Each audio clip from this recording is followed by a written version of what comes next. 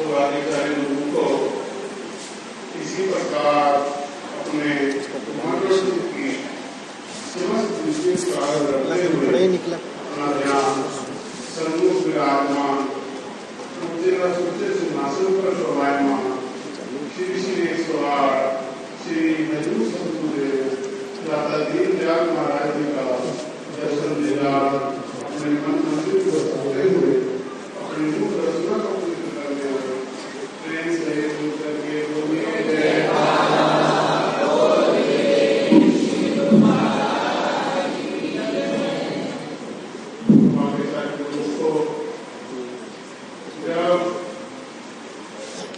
भगवान प्रसन्न होते हैं तो वो इसका प्रमाण किस प्रकार देते हैं कि हम सब जीवों से प्रसन्न।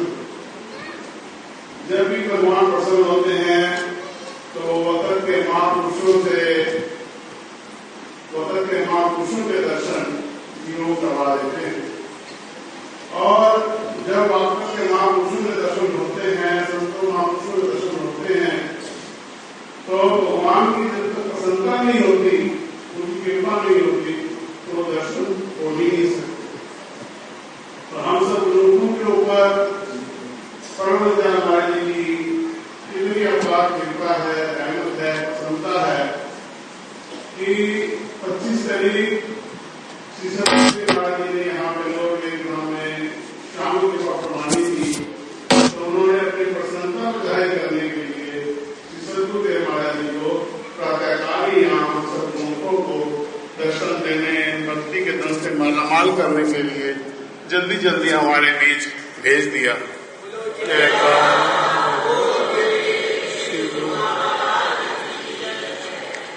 और कल भी श्री सतगुरुदेव महाराज जी ने दोनों कर कमल उठाकर श्री सतगुरुदेव महाराज जी के दर्शनों की, संतों का समागम यहाँ होने की सब गुरुमुखों को अपने मुखारबिन से बहुत बहुत बधाई भी दी और बहुत बहुत आशीर्वाद भी दिया।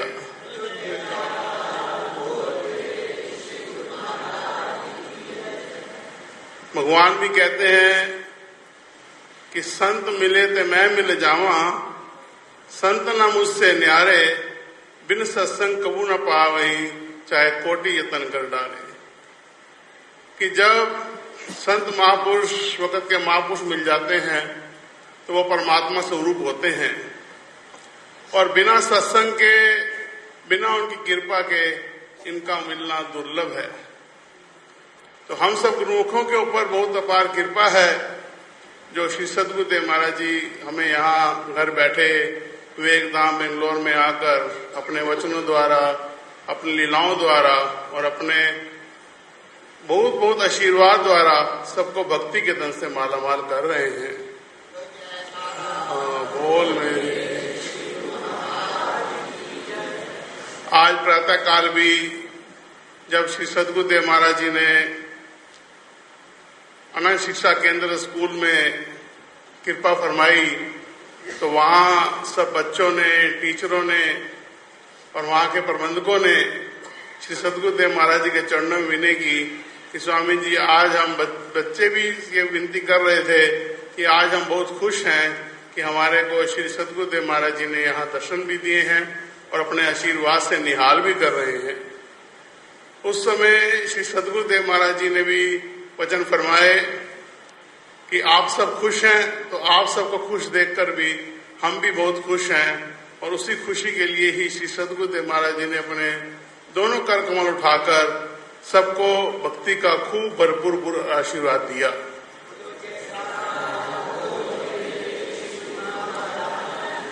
और जब ये खुशी का वेला चल रहा था तो जब भगत जी मधु कपूर जी ने माइक लिया तो उन्होंने सबसे पूछा कि सब बच्चे, सब टीचरें, सब संत मंडली, जो भी संगत गुरुमुख सब वहां थे कि आप सब खुश हैं तो खुशी कैसे प्रकट करो कि सब ऊंची और मीठी स्वर में एक साथ मिलकर, सारे मिलकर बोलेंगे, बोलो जय काला, बोल मेरे श्री गुरु महाराज की जय। जब जीव जो है अंतर मन से प्रसन्न होता है, खुश होता है, तो वो अपने सदगुरु का जयकारा लगाकर ही अपनी प्रसन्नता जाहिर करता है।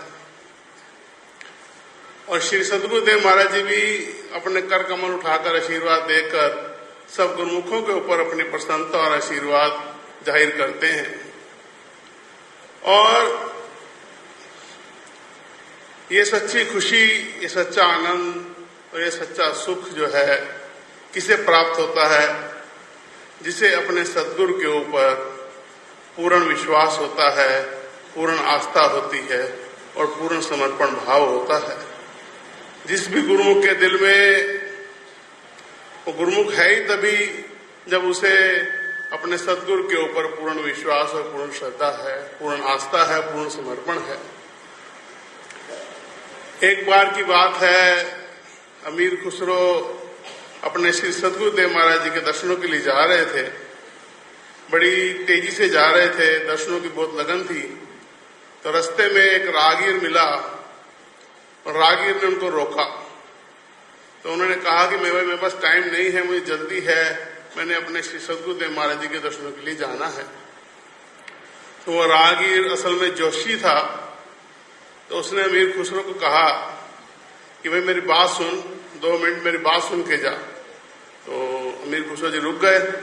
उन्होंने कहा कि मेरी तेरे मस्तक की रेखाएं बोल रही हैं कि तेरे ऊपर बहुत बड़ी विपदा आने वाली है और तेरा जितना भी धन है वो सब नष्ट होने वाला है। तेरे ऊपर दुखों की इतनी घड़ी आने वाली है, तेरी इतनी बदनामी होने वाली है और तेरे ऊपर इतनी गरीबी आने वाली है कि तुझे एक समय का खाना भी नसीब नहीं होगा। लेकिन उनकी बात सुनकर जोशी जी की, तो अमीर खुसरो उनकी बात सुनकर उनको हाथ जोड़कर प्रणाम किया और चल पड़े आगे। लेकिन उनके अपने श्री सदगुरुदेव महाराज जी के ऊपर पूर्ण विश्वास था, पूर्ण श्रद्धा थी, पूर्ण आस्था थी।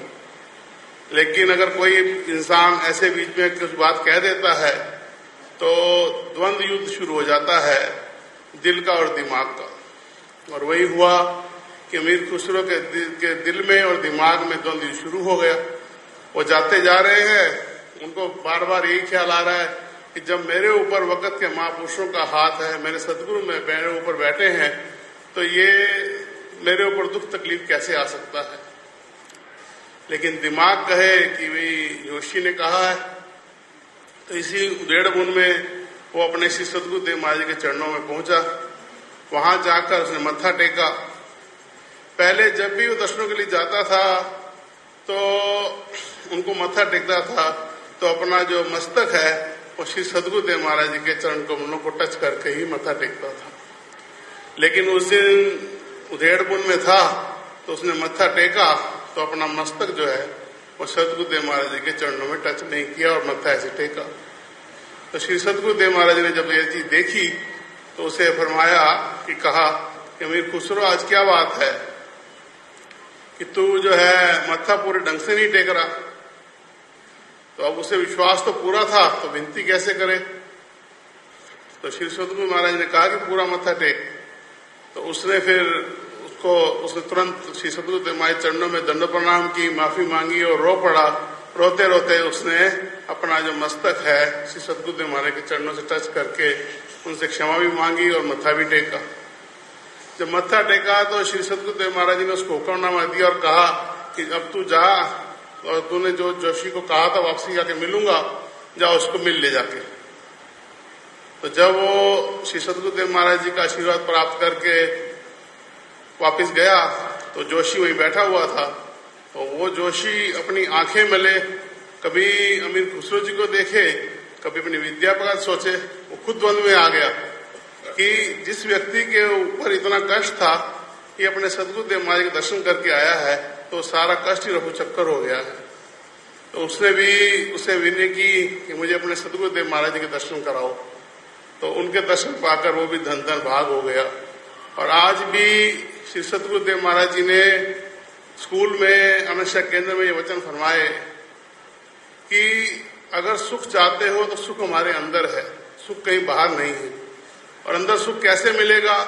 जब हम सदगुरु के वचनों को, उनकी आज्ञा को, उनके ऊपर पूर्ण विश्वास करते हुए उनके वचनों को सत्सत करके मानेंगे। और उनके वचन क्या है कि दरबार के जो 5 नियम हैं और 2 घंटे जो भजन अभ्यास का हुक्म है, वो जब हम सत करके उनकी आज्ञा अनुसार नित्य प्रति श्रद्धा के साथ, भाव के साथ, पूर्ण समर्पण के साथ उस पर चलेंगे तो हमारे अंदर भी वो सच्चा सुख, सच्चा आनंद और सच्ची खुशी प्राप्त होगी और जो ये दुनिया के कष्ट क्लेश हैं ये सब टल जाएंगे। तो हम सब भी आज श्री सद्गुरुदेव महाराज के चरणों में बैठकर उनके चरणों में विनय करते हैं और सारे साक्षात दंडवत प्रणाम करके अपनी कवि पेशियों की माफी मांगते हैं और ये विनय करते हैं कि जैसे अमीर खुसरो पे उनके सद्गुरु ने कृपा की, ऐसे हम गुरुमुखों के ऊपर जो भक्ति का दान देने आप यहाँ आए हैं तो हमें उसी भक्ति के धन से मालामाल करें ताकि हम आपके बताए हुए नियमों पर चल सकें और 2 घंटे नित्य प्रति भजन अभ्यास कर सकें। और आप बोलो जयकारा बोल मेरे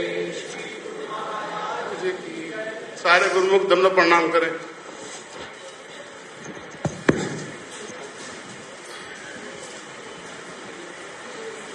उठो गुरुमुख उठो।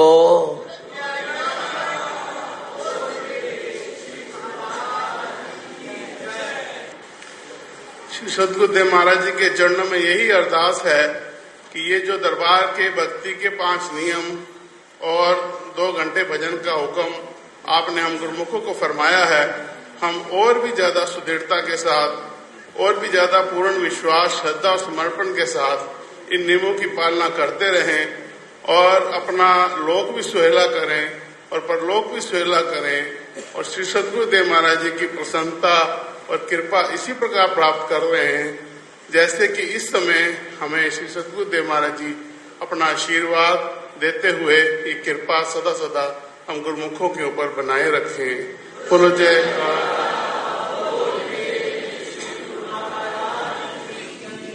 आज की दिव्य सत्संग की, दिव्य दर्शनों की आप सभी गुरुमुखों को बहुत बहुत बधाई हो। ऐसे और दिव्य सत्संग सुनने के लिए इस चैनल को सब्सक्राइब करें, गुरुमुख जनता का अवश्य शेयर करें ताकि वह भी घर बैठे बैठे परम लाभ प्राप्त कर सके। बोले जयकारा बोल मेरे श्री गुरु महाराज की जय, श्री सद्गुरुदेव भगवान की जय।